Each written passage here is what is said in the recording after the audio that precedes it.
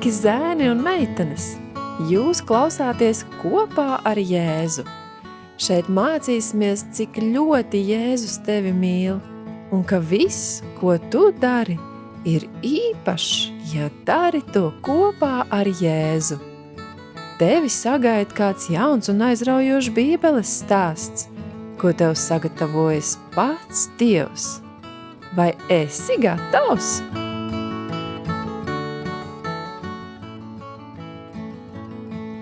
Šobrīd skan atverot Bībeli sākumskolas vecuma bērniem.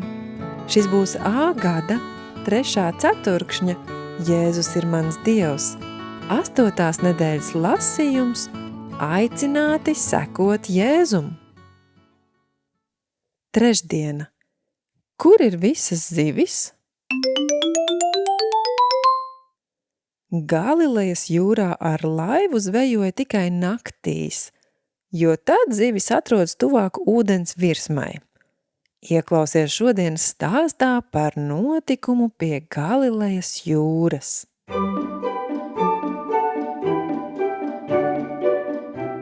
Agrā rīta klusumā 4 vīlušies mācekļi izvilka laivas smilšainajā krastā un sāka mazgāt tīklus. Pēteris, Andrejs, Jānis un viņa brālis Jēkabs visu nakti bija zvejojuši un neko nebija noķēruši, nevienu vienīgu mazu zivtiņu. Īpaši nomākts bija Pēteris. Bija pagājis laiks, kopš Jēzus aicināja mācekļus sekot viņam. Pēteris bija redzējis Jēzu darām lielus brīnumdarbus, bet greizsirdīgie jūdu vadītāji bija noraidījuši Jēzu un padarījuši dzīvi grūtu. Pat Jānis Kristītājs bija ieslodzīts cietumā. Šķita, ka viss neiet pēc plāna, un viņš pat nevarēja nozvejot zivis. Kopā ar milzīgu sekotāju pūli Jēzus gāja gar krastu. Ieraudzījis Pētera laivu, Jēzus iekāpa tajā un sāka mācīt ļaudis par Dieva mīlestību un to, kā viņi var tikt glābti no saviem grēkiem.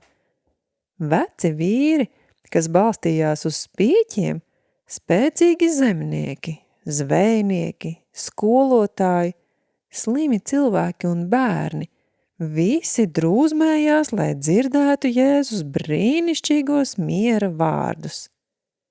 Kad Jēzus bija beidzis mācīt, viņš uzrunāja Pēteri. Ko viņš teica?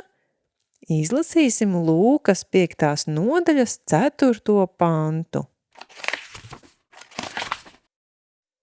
Un beidzis runāt, viņš sacīja uz Sīmani: Dodies uz augšu un izmet savus tīklus. Pēteris pārsteigts paskatījās uz Jēzu. Tas izklausījās neprātīgi. Cilvēki šajā ezerā zvejoja tikai naktī.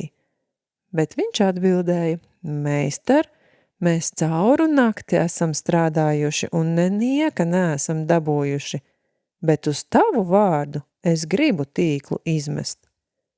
Tam nebija nekādas jēgas, bet Pēteris tik un tā uzticējās.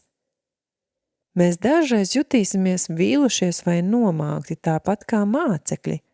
Mēs varam būt vīlušies, ja esam palaiduši garām kaut ko aizraujošu vai ja skolā saņemam sliktu atzīmi. Mēs varam kļūt nomākti, ja mūsu draugs nevēlas sekot Jēzum. Bet Jēzus vienmēr mūs ļoti mīlēs. Ja mēs izvēlēsimies turpināt viņam sekot un uzticēties, labas lietas notiks.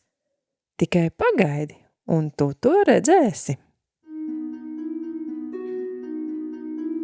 Padomā un pastāsti. Kā tu domā, kāpēc Pēteris teica, ka darīs to, ko Jēzus viņam lūdza? Tev būs iespēja atkal ieklausīties atmiņas panta dziesmā un nostiprināt svarīgu mācību par Jēzu.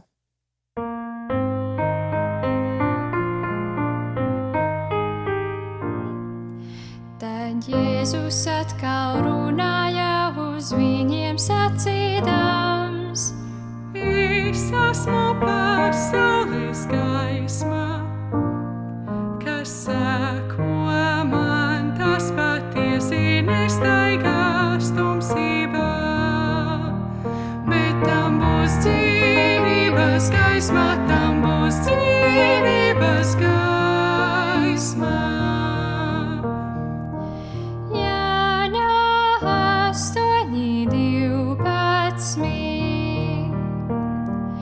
Tad Jēzus atkal runāja uz viņiem sacīdams: Es esmu pasaules gaisma, kas seko man, tas patiesi nestaigās tumsībā, bet tam būs dzīvības gaisma, tam būs dzīvības gaisma.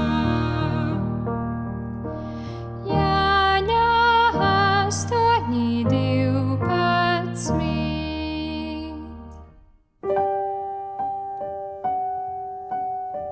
Laiks lūgšanām. Lūdz Jēzum palīdzēt tev turpināt uzticēties un sekot viņam, kad esi nomākts vai vīlies.